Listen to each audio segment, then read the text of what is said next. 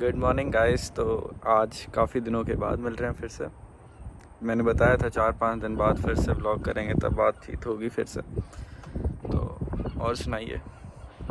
Guess करता हूँ कि आप सबके साथ भी अच्छा ही चल रहा होगा जैसा कि मेरे साथ चल रहा है। तो अभी चल ये रहा है कि मेरी क्लासेस हो चुकी है ख़त्म। अभी मैं आपको बता रहा था जैसे कि जो असाइनमेंट्स मेरी रह रही थी वो सब मैं सबमिट कर चुका हूँ।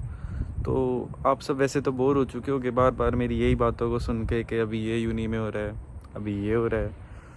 तो कुछ हट के बताना शुरू करूँगा अब उससे। वैसे तो यार लाइफ ऐसी ही चल रही थी अभी कि जैसे कि कॉलेज जाना, कॉलेज से फिर उसके बाद घर पे आ जाना, फिर काम पे चले जाना। तो अभी थोड़ा सा इंटरेस्टिंग करने की कोशिश करेंगे। जैसे कि अभी तो मैं इनिशियली आया था थोड़े से दिन पहले, मेरे को ज़्यादा टाइम नहीं हुआ यहाँ पे आए, मैं 3-4 महीने से यहाँ पे हूँ। पर मैं आपके साथ साथ आपको धीरे धीरे अपने एक्सपीरियंस और जो मैंने यहाँ पे सीखा है आपके साथ तो शेयर करता रहूँगा।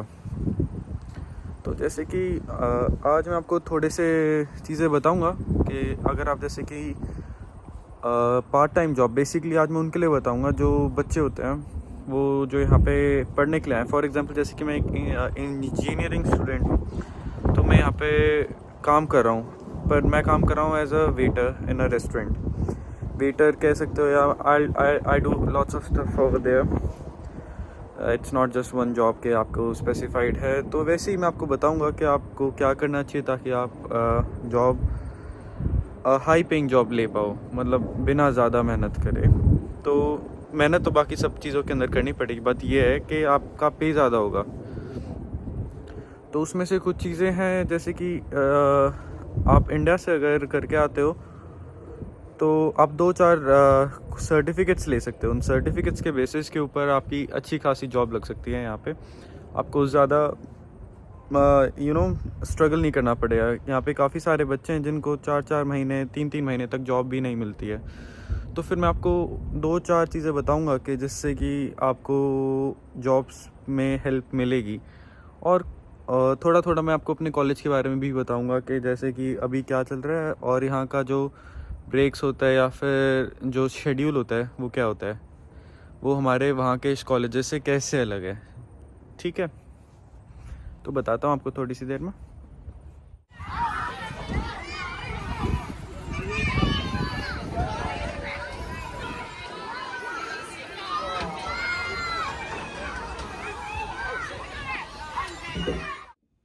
तो मेरे कई भाइयों ने मेरे से पूछा था कि जैसे कि अगर वो बाहर आते हैं तो still it was not clear कि कैसे वो जॉब्स के लिए अप्लाई कर सकते हैं। तो अकॉर्डिंग टू मी, जैसे कि अगर आप पहले से इनिशियली आते हो तो इंडिया से आप 2-4 चीज़ें कर सकते हो जिससे कि आपकी हाई पेइंग जॉब हो सकती है पार्ट टाइम के लिए। तो उसमें से कुछ चीज़ें हैं जैसे कि अगर आपके पास एक्सकवेटर का लाइसेंस होता है तो you could get a like 32 या $30 job per hour, like in a warehouse और सम स्टोरेज हाउस। तो कहीं पे भी आपको वो आराम से मिल सकती है। दूसरी चीज़ है, अगर आपके पास ड्रिंक्स बनाने का, फॉर एग्जांपल अगर आप बार में काम करते हैं यहाँ पे पार्ट टाइम, तो फिर आप वहाँ पे इंडिया से आप एक ड्रिंक्स का कोर्स होता है, बार बार मैनेजमेंट कह सकते हैं, कुछ भी कह सकते हैं, उसके लिए आपके सर्टिफिकेट्स बनते हैं, वो सारी चीज़ें होती हैं। तो अगर आप उनका कोर्स करके आते हो तो फिर you could easily find a job.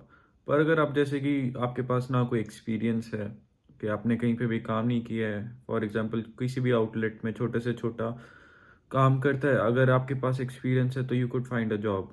But if you think that कि आपकी रेफरेंस भी नहीं है, आपने कुछ काम भी नहीं किया है, तो it's not so easy to find a job over here. तो या जैसे कि अगर आपको प्लम्बर का काम कर सकते हो, आपको थोड़ा बहुत आइडिया है, तो फिर उसकी सर्टिफिकेशंस होनी चाहिए आपके पास। फॉर एग्जांपल अगर आप गार्डनिंग, आपको शौक है गार्डनिंग का, या आपको जैसे कि you want to lawn garden lawns, garden को मूव करना है या कुछ भी करना है, तो उसके लिए भी आपको कोर्स की वो पड़ेगी, कोर्स के मतलब सर्टिफिकेट चाहिए आपको उसके लिए भी। बाय द वे, जो ये छोटे से जैसे कि ये शॉर्ट स्किल्स हैं, जैसे कि जितने भी हो गए, फॉर एग्जांपल प्लम्बिंग होगी, इलेक्ट्रिशियन होगी, गार्डनिंग होगी, ये सभी बहुत ज़्यादा फायदेमंद होती हैं। अगर आपके पास इनके प्रॉपर सर्टिफिकेट्स हैं तो you could get like high paying jobs. High paying jobs मतलब जो नॉर्मल जॉब्स हैं, जैसे कि अगर आप रेस्टोरेंट में काम करते हो या फिर आप किसी स्टोर में काम करते हो, उनके मुकाबले अगर आप इसके अंदर आपके पास सर्टिफिकेट्स हैं तो you could definitely score high paying jobs अपने पार्ट टाइम के लिए भी।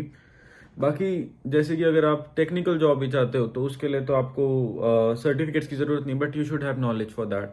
अगर आपके पास नॉलेज है, जैसे कि अगर आप कोडिंग में आना चाहते हो तो उसके लिए अगर आपके पास नॉलेज है, you know how to code या हाउ टू मेक प्रोग्राम्स, तो you could easily find the job. पर आपके पास नॉलेज नहीं है तो फिर उसके अंदर आपको मुश्किल होगी जॉब ढूंढने के लिए। तो कुछ और याद आता है तो मैं आपको फिर से बताऊंगा थोड़ी सी देर में।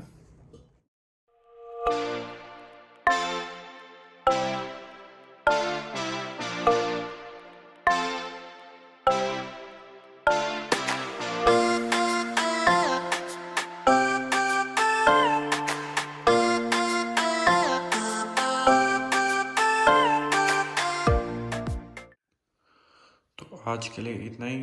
तो जैसे कि मैंने आपको बताया था कि ये सारी चीज़ करनी है आपको अगर आपको जॉब अप्लाई करनी है न्यूजीलैंड में एज ए स्टूडेंट। मैं दोबारा रिपीट कर रहा हूँ, अगर आप चाहते हो कि आप स्टडी करते करते काम करो तो आप ये सारी चीज़ कर लेना। वहाँ पे ये 2-4 चीज़ें आपको काफ़ी अच्छी जॉब्स मिल जाएंगी। बाकी अगले वाले में ब्लॉग में मैं आपको बताऊंगा कि यहाँ पे खर्चा कितना होता है, जैसे कि ग्रोसरी का कितना खर्चा होता है। आप वीक की ग्रोसरी जैसे कि आप लेने के लिए जाओ तो आपको लगभग कितना खर्चा आता है। जैसे कि काफ़ी सब दोस्त जानना चाहते थे ये भी कि अगर वो यहाँ पे आते तो क्या एक्सपेक्ट करें। तो फिर उसके बारे में अगली बार मैं शायद जाऊँ भी तो मैं आपको तब जाके दिखाऊंगा। तो आज के लिए इतना ही, आज के लिए बस peace. Please guys like share and subscribe अपने भाई को और मोटिवेट करने के लिए।